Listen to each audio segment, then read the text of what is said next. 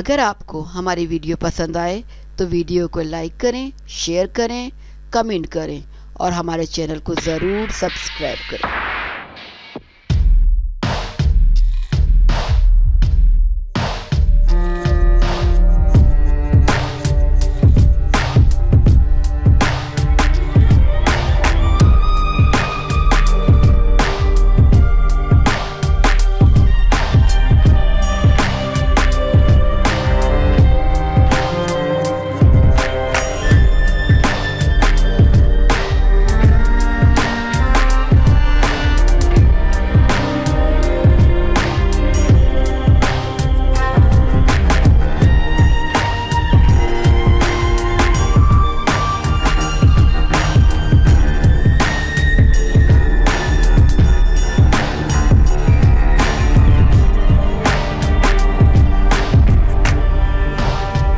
विशाल खान और अली अंसारी ने जिस तरह कम मुद्दत में अदाकारी के ज़रिए शोहरत हासिल की, बिल्कुल इसी तरह दोनों का अफेयर भी तेज़ी से मकबूल हुआ।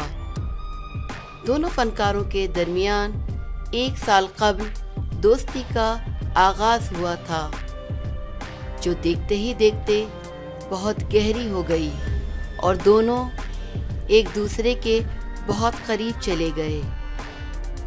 सोशल मीडिया पर मौजूद उनकी तस्वीर क़ुर्बत का मुंह बोलता सबूत हैं।